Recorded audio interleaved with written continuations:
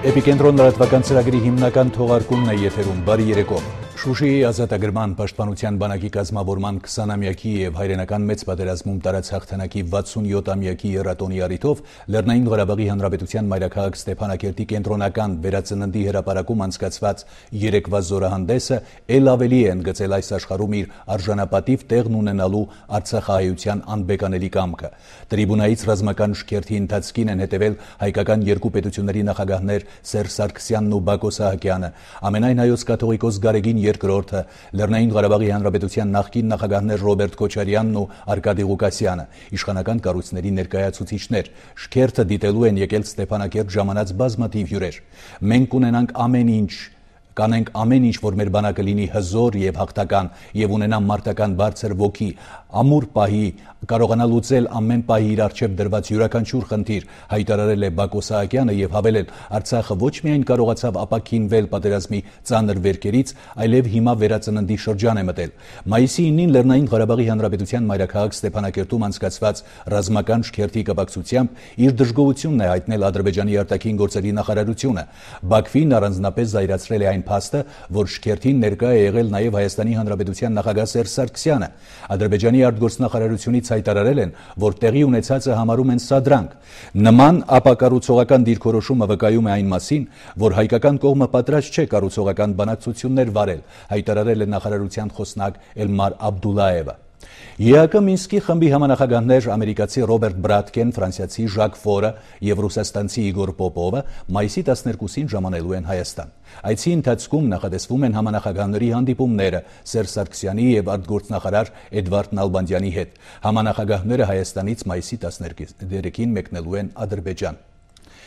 Կենտրոնական ընտրական հանձնաժողովի վերահսկիչ վերստուգիչ ծառայությունը ներկայացրել է հաշվետվություն մեծամասնական ընտրակարգով պատգամավորության տեխնացուների նախընտրական հիմնադրամների հայտարարագրերի մասին։ Մեծամասնական ընտրակարգով ընտրապայքարին մասնակցող 137 տեխնացուից նախընտրական հիմնադրամ է բացել 126-ը։ Տեխնացուներից երկուսը, սակայն, երրորդ հայտարարագիրը չի ներկայացրել։ Դրանք թիվ 12 ընտրատարածքում առաջադրված անկուսակցական Գոհար Վեզիրյանն է, թիվ 32 ընտրատարածքում առաջադրված անկուսակցական Անուշավան Նիկողոսյանը։ Վերահսկիչ վերստուգիչ ծառայության պետի հավաստմամբ երկու տեխնացուներն էլ օրենքով սահմանված կարգով եւ պատշաճ կերպով իրազեկվել են վերջնաժամկետի մասին։ Նման դեպքում օրենքը նվազագույն աշխատավարձի 100-պատիկից մինչև 200-պատիկի չափով տուգանք է նախատեսում։ Արձանագրվել են նաեւ սխալ փոխանցումներ։ Ընդհանուր առմամբ 72100 դրամի չափով սխալ փոխանցումները մուտքագրվելու են պետական բյուջե, իսկ հիմնադրամների մնացորդային գումարները կարող են օգտագործվել բարեգործական նպատակներով։ Էպիկենտրոնի խնդրանքով Կենտրոնական ընտրական հանձնաժողովի նախագահ Տիգրան Մուկուչյանը անդրադարձել է նաև այն 218 հանձնաժողովականներին, որոնք ընտրության օրը չէին ներկայացել ընտրատեղամասեր։ Ուղղակի այս պահին դեռ աշխատանքներ են գնում, որովհետև այդ ամբողջը բնական հսկայական աշխատանքը, որը պետք է իրականացվի հանրապետության ամբողջ տարածքով մեկ, ինչը նշանակում է, որ տեղամասային ընտրական հանձնաժողովների ուրեմն եւ գրանցամատյաններից եւ տեղամասերում ընտրատարածքներում կայացված համապատասխան որոշումների հավաքագրումից հետո տեղեկությունները կամփոփեն եւ կհրապարակվեն։ Այդտեղ որևէ գաղտնիք չկա, որովհետև այն անձինք, ովքեր չեն ներկայացել հանձնաժողովի նիստերին, բնական է նրանց փոխարեն սահմանված կարգով եղել են ուրեմն նոր նշանակումներ։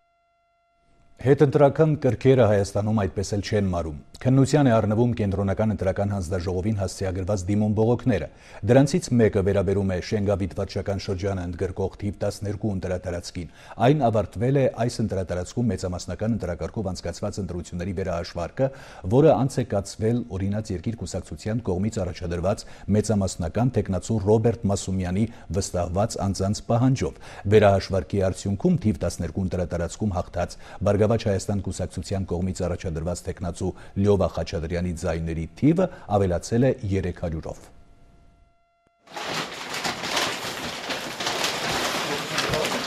Վերահաշվարկի նպատակով պահեստից թիվ 12 ընտրատարածքային ընտրական հանձնաժողով է տարվում 15 տեղամասերից բերված կնքված փակ պարկերից վերջինը։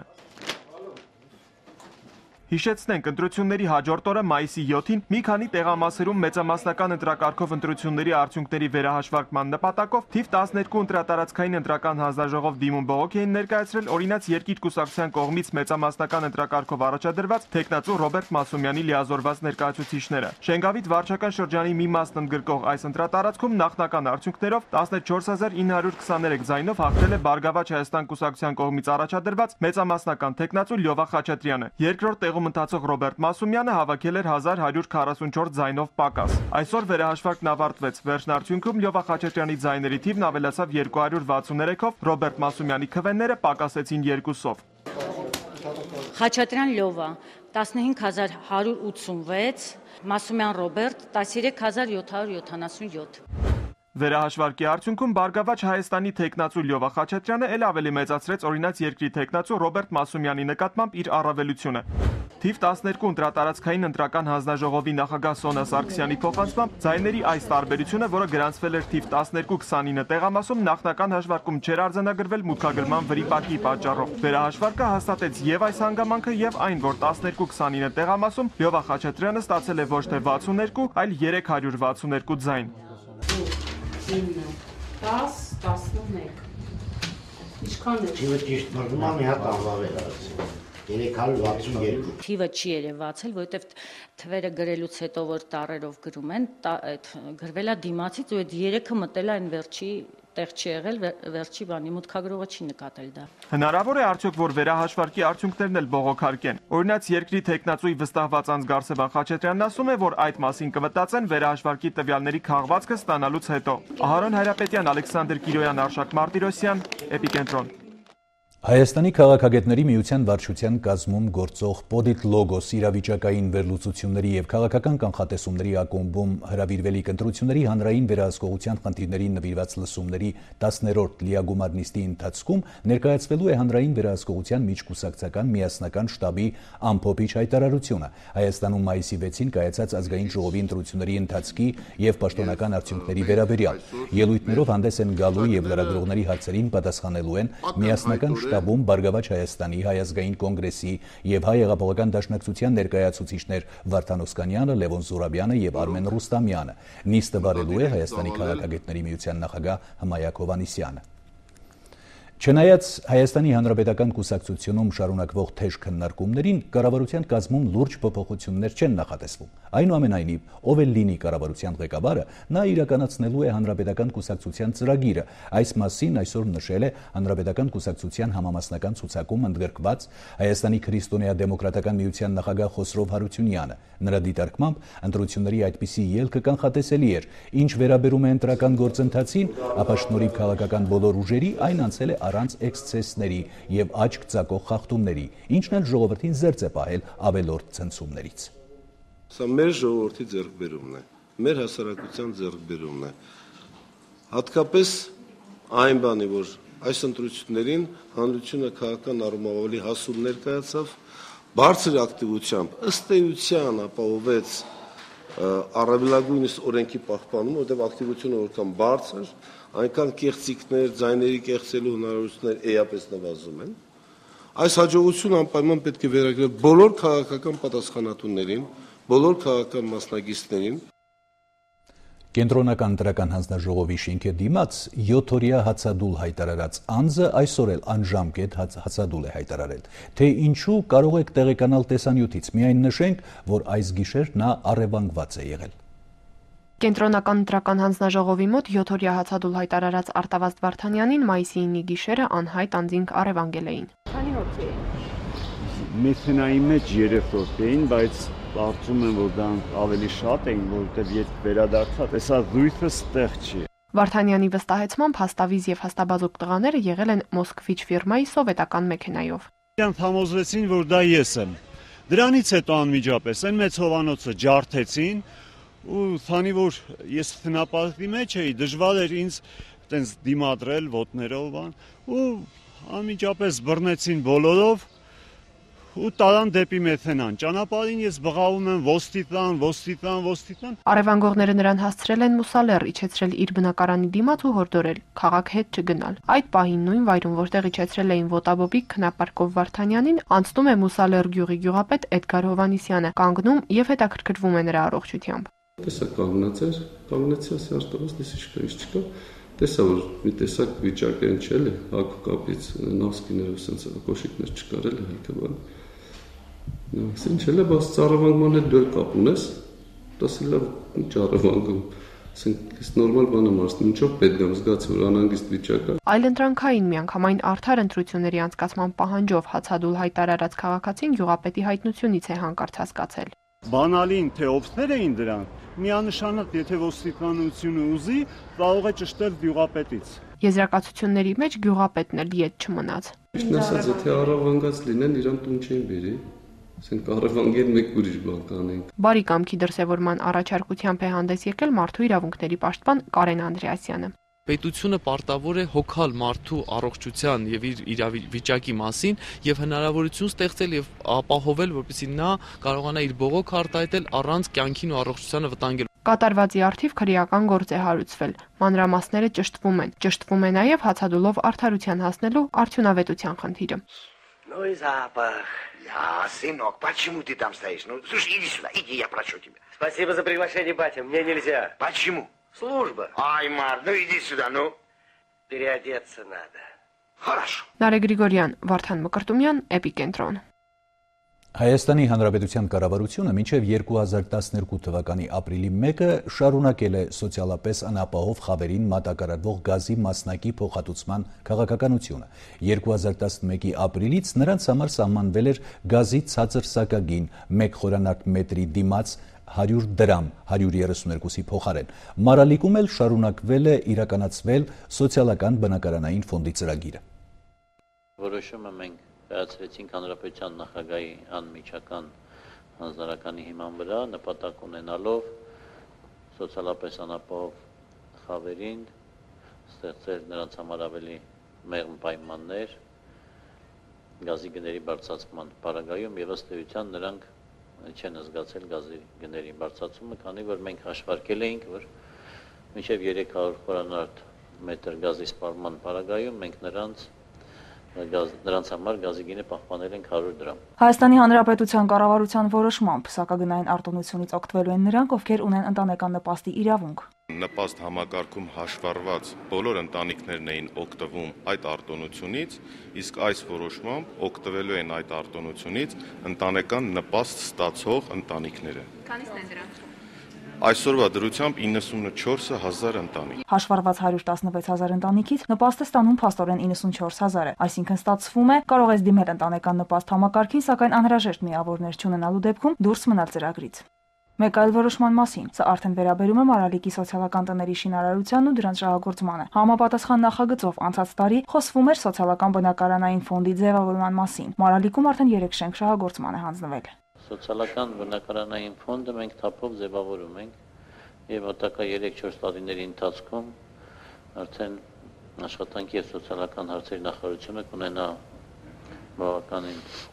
պատշաճ բնակարանային ֆոնդ եւ կկարողանա լուծել սոցիալական խնդիրներ։ Եվս մեկ շենք կանձնվի, ընդհանուր առմամբ կլինի 53 բնակարան կստանանք սոցիալական բնակարանային ֆոնդում, որը հատկապես կհատկացվի մանկատան շրջանավարտներին, որոնք բնակարաններ չունեն, շուրջ 14 երեխաներ կստանան բնակարաններ եւ մնացած բնակարաններով կապահովենք միայնակ տարեցների եւ անօթևան կարգավիճակ ունեցող քաղաքացիներին բնակարանով։ Կառավարությունը նախարարներին ու պետական կառավարման մյուս մարմինների ղեկավարներին պարտավորեցրել է ի գիտություն ընդունել պետբյուջեի կատարման նկատմամբ հսկողության 2011 թվականի տարեկան հաշվետվությունը։ 2011 թվականի ընթացքում Հայաստանի Հանրապետության ֆինանսների նախարարության աշխատակազմի ֆինանսական վերահսկողության տեսչությունը իրականացրել եւ ամփոփել է 112 ստուգում։ 2008-ից 11 թվականներին արձանագրված գումարներից վերականգնվել է 9 միլիարդ 70 միլիոն 9400 դրամ եւ վերաձևակերպվել 2 միլիարդ 316 միլիոն 760,700 դրամ։ Նանա Գրիգորյան, Մելիք Ղարիբյան, Էպիկենտրոն։ Տնտեսական այլ նորությունների մասին տեսաշարով։ Մայիսի 23-ին Եվրամիության անդամ երկրների ղեկավարների մասնակցությամբ տեղի ունենալու նիստ, որի օրակարգում Եվրոպայի տնտեսական խնդիրներն են։ Եվրախորհրդի ղեկավար Հերման վան Ռոմպեյի խոսքով նիստի ընթացքում քննարկվելու են Եվրամիությունում տնտեսական աճի տեմպերը արագացնելուն միտված քայլերը։ 2012 թվականին Վրաստանի տնտեսական աճը տեղի կառավարության կանխատեսումներով կազմելու է 6% նախատեսված 5-ի փոխարեն։ Դրամաշնորհների եւ արտոնագրերի տրամադրման հաշվին երկրի պետական բյուջեն աճելու է 124 միլիոն 375 հազար դոլարով։ Բյուջեի աճին զուգընթաց Վրաստանում նվազելու է նաեւ գնաճի ցուցանիշը, նախատեսված 6%-ի փոխարեն գնաճն այս տարի կազմելու է 5%։ 2012 թվականի հունվար-փետրվարի տվյալներով Հայաստանն ԱՊՀ-ում առաջի տեղն է գրավում արդյունաբերության աճի տեմպերով։ Ըստ Հայաստանի Հանրապետության ազգային վիճակագրական ծառայության աճը կազմել է 18.5%, երկրորդում Տաջիկստանն է 15.4%-ով։ Ռուսաստանում արդյունաբերական աճը կազմել է 4.9%, Ադրբեջանում 0.2%։ Ղրղստանում եւ Մոլդովայում արձանագրվել է արդյունաբերական անկում համապատասխանաբար 32.8 եւ 4.2%։ Այսօր հանրապետության տարածքում սահմանվել է տարադրամի հետևյալ փոխարժեքը։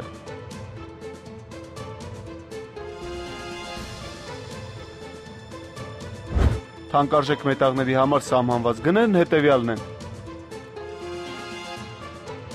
Գևորգ Խաչատրյան, Էպիկենտրոն։ Տարածաշրջանային եւ միջազգային նորություններ։ Այսօր տեղական ժամանակով ժամը 13:57-ին Վանի նահանգում Ռիխտերի սանդղակով 4.1 ուժգնությամբ երկրաշարժ է տեղի ունեցել։ Երկրաշարժի էպիկենտրոնը գտնվել է նահանգի Մուրադիե ավանին կից Յումակլը գյուղում 6.8 կիլոմետր խորության վրա։ Զոհերի եւ ավերածությունների մասին տեղեկություններ չկան։ Կիրակի օրը Հունաստանում անցկացված խորհրդարանական ընտրություններից հետո անգամ կոալիցիոն կառավարություն ձևավորելու բոլոր փորձերը անպտուղ են անցնում։ Հունաստանում ստեղծված քաղաքական ճգնաժամի շուրջ էպիկենտրոն միջազգայինի տաղավարում Ռուզան Խաչատրյանը զրույցը կշարունակի քաղաքագետ Նարեկ Գալստյանի հետ։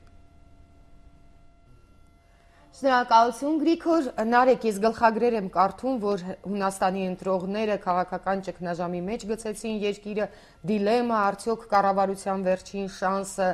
կհաջողվի, կառավարություն ձևավորելու վերջին շանսը, թե նոր ընտրություններ կլինեն, ինչ է կատարվում Հունաստանում եւ որն է պատճառը։ Նախ նշենք հետևյալը, որ Հունաստանում այս ճգնաժամի ախտանիշները իհայտ են եկել շատ վաղուց։ Արդեն մի քանի տասնամյակ Հունաստանի տնտեսությունը միշտ տնտեսական չէ։ Առաջին հերթին տնտեսականն էր, բայց նաև հաշվի առնենք այն հանգամանք, որ Հունաստանում քաղաքական ասպեկտով եվրոպեսիմիզմը, այսպես ասենք, եվրոկասկածամտությունը վաղուց կար։ Այսօր ուղղակի համաշխարհային ֆինանսական ճգնաժամի արդյունքում այդ ախտանիշները, Հունաստանի տնտեսական խնդիրները դարձան շատ ավելի ցայտուն եւ սկսեցին անգամ քաղաքական գործընթացների վրա ազդել, այսինքն Իսկ ինչու Հունաստանում հատկապես այսքան սուր։ Իրականում Եվրոպական միության գրեթե բոլոր երկրներում, այդ թվում նաեւ գերհզոր առաջատար երկրներում կան Հունաստանի նման փոքրիկ կղզյակներ, այսինքն տարածքներ, որտեղ այդպիսի ճգնաժամեր հնարավոր է լինեն, բարդ տարածքներ, օրինակ Գերմանիայի արևելյան հատվածը, Ֆրանսիայում կապված ներգաղթյալների հետ, Իսպանիայում, Իտալիայում, այսինքն սա ընդհանրապես պետք է ինչ-որ մի կայծ առիթ, որպեսզի այս ամբողջ process-ը սկսի լայն թափով զարգանալ։ Ուղղակի այս պահին կարելի ասել, որ Հունաստանը ամենախոցելին էր այս շղթայի մեջ, ամենախոցելի օղակն էր։ Պատճառը առաջին հերթին թաքնված է, տարբեր մեկնաբանություններ կան, սակայն երևի թե երկու հիմնական պատճառների համընկնում տեղի ունեցավ։ Նախ Հունաստանի տնտեսությունը համատած մյուսների հետ շատ ավելի խոցելի վիճակում էր գտնում հենց իրենց նաև պատճառով, ոչ արդյունավետ կառավարման, նաև կոռուպցիոն ռիսկեր կային այնտեղ բավական բարձր եւ նաև որոշ եւ առաջատար եվրոպական երկրները շահագրգռվածություն ունեին Հունաստանի տնտեսությունը հսկողություն ավելի շուտ վերցնել, կարելի ասել իրենց ձեռք, որովհետեւ հույները ոչ այնքան արդյունավետ էին կառավարում իրենց ֆինանսատնտեսական շուկան։ Եվ արդյունքում իհայտ եկավ մի մեծ վտանգ, որ Հունաստանը կարող է ուղղակի բանկրոտ պետություն դառնալ, եւ դրա համար սկսեցին դեղամիջոցներ առաջարկել, թե եվրոպական երկրների եւ եվրոպական միության կողմից, թե հենց հույների իրենք։ Բայց այդուհանդերձ Հունաստանի կառավարությունը վիճակի չեղավ, ինչ որ արդյունավետ դեղամիջոց առաջարկել եւ հասկանալի նաեւ դրսից առաջարկեցին եւ դա հանգեցրեց նաեւ Հունաստանի ներսում քաղաքական ճգնաժամի, երբ որ վարչապետը հրաժարական տվեց եւ նոր ընտրություններ հայտարարվեցին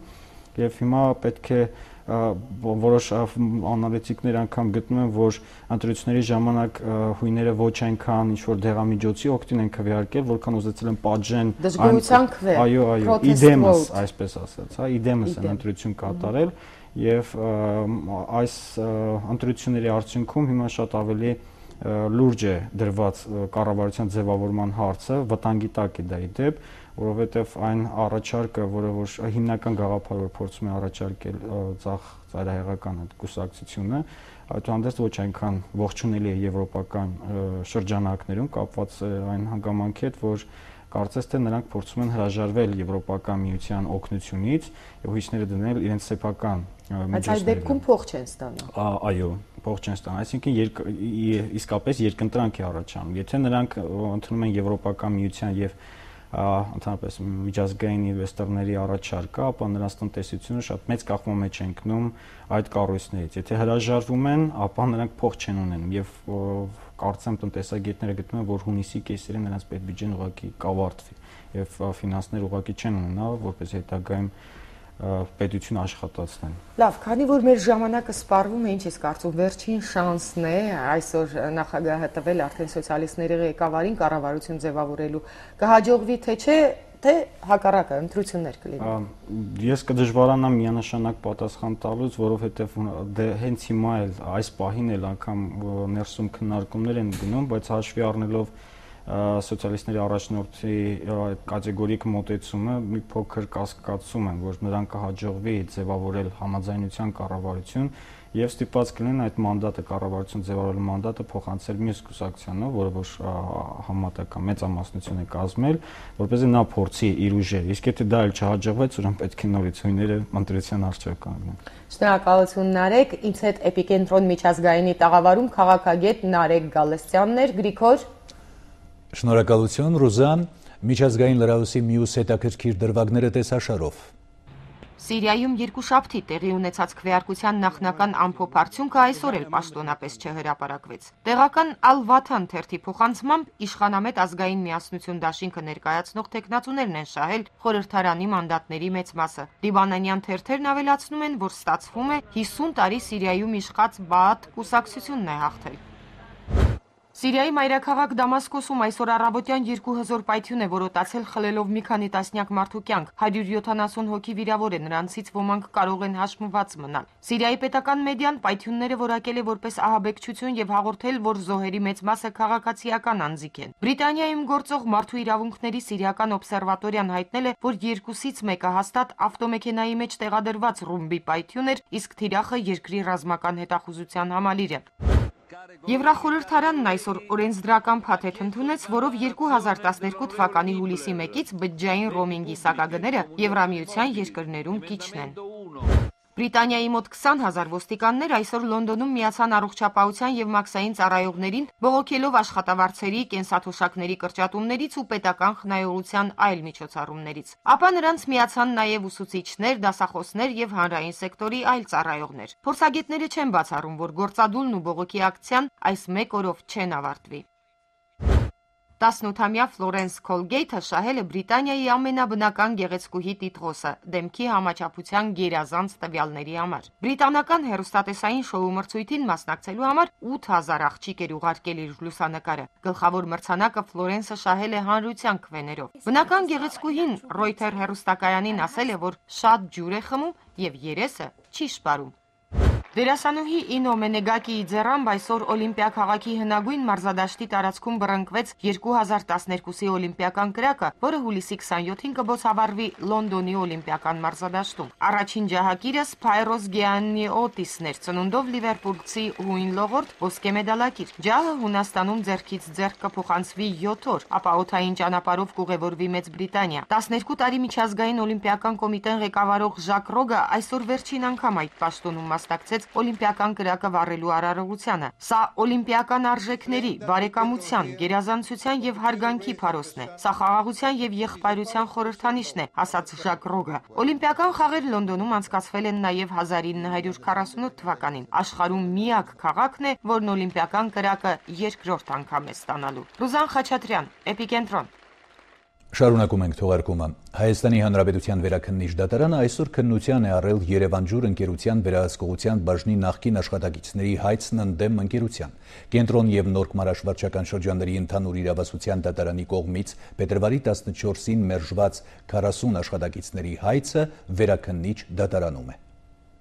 Մոտ 1 տարի առաջ Երևանջուր ընկերության ջրային հաշվեկշռի համակարգման եւ վերահսկողության տնօրինության 40 աշխատակիցների ծանուցել էր հաստիկների կրճատման պատճառով աշխատանքից ազատված լինելու մասին։ Աշխատանքից ազատվածներին մասնագիտական պատրաստվածությանը եւ որակավորմանը համապատասխան աշխատանք չունենալու պատճառով ընկերությունն այլ աշխատանք չի առաջարկել։ Վերաքննիչ դատարանում Երևանջուր ընկերության ներկայացուցիչը նշել է, որ ամեն ինչ արվել է օրենքի շրջանակում եւ որոշումը ընդունել է ընկերության խորհուրդը։ Օրենսգիրքի 113 հոդվածի առաջին մասի երկրորդ կետում նշված հիմքերից մեկն է տվյալ դեպքում աշխատանքի կազմակերպման պայմանների փոփոխությունը բավարար հաստիկներ կրճատել եւ պայմանագիրը նշված հիմքով լուծելու համար։ Հայցվոր կողմի ներկայացուցիչը հակառակն է պնդում։ Նրա դիտարկմամբ 40 աշխատակիցների կրճատմամբ խախտվել է աշխատանքային օրենսգրքի մի շարք հոդվածներ։ Առաջին ատյանի դատարանն էլ գործում առկա ապացույցները բազմակողմանի եւ օբյեկտիվ քննության չի առել։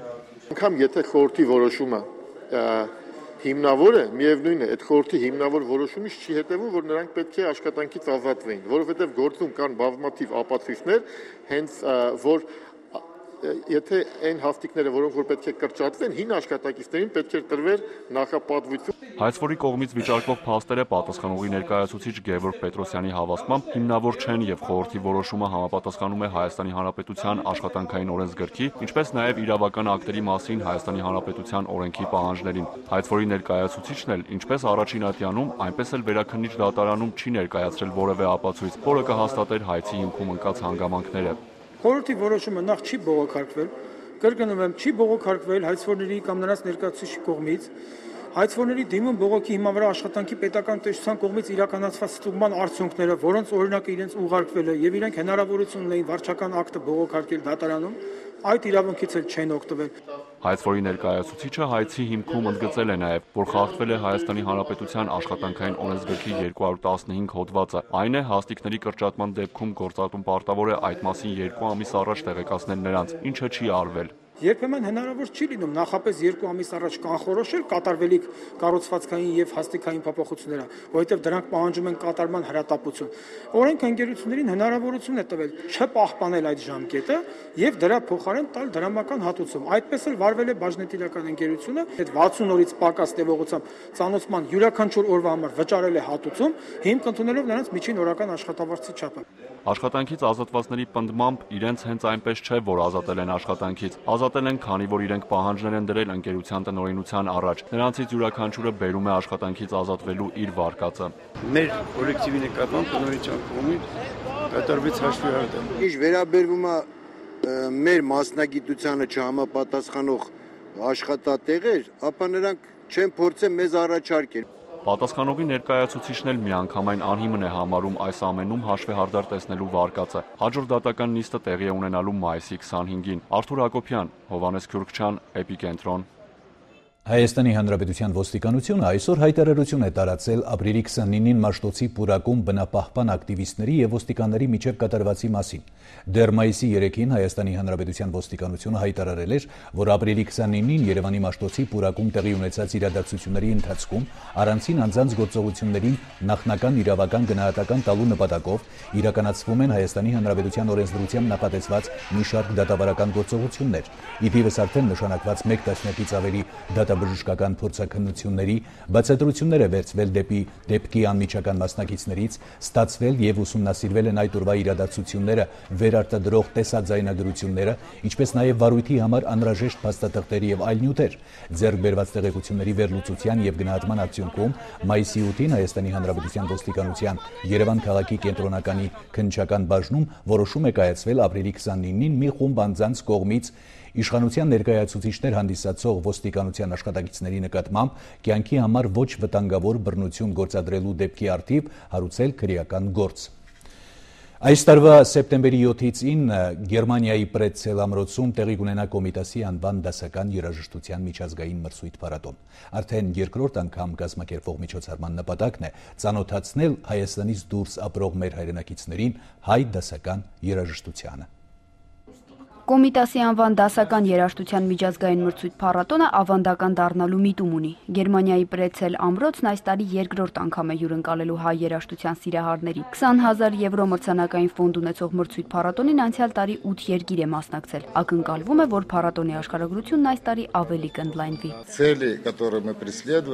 Նպատակը հայ երաժշտության համար Եվրոպայում հարթակ ստեղծելն է։ Ամեն տարի հայ երաժշտության ջատագովները այս կերպ հնարավորություն կունենան ներկայացնելու այն։ Անցյալ տարի մեծ պատվով կարողացան կյանքի կոչել նպատակը։ Գերմանիայի հանդիսատեսին այն շատ դուր եկավ։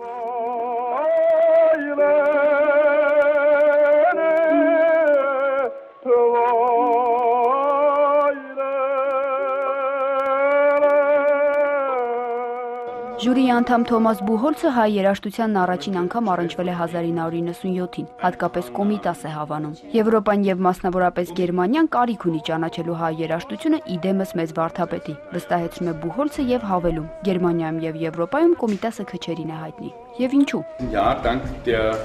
Պատճառները մի քանիսն են։ Եվրոպայում Կոմիտասի նոտագրումներով հրատարակություն գրեթե չկա, չկան ձայնասկավառակներ, կենսագրական։ Մյուս կողմից էլ լեզուն է անմատչելի։ Գերմանացիների ու եվրոպացիներին Կոմիտասին մոտեցնելու համար պետք է հրատարակել նոր նոտաներ եւ բառերը ոչ միայն գերմաներենով։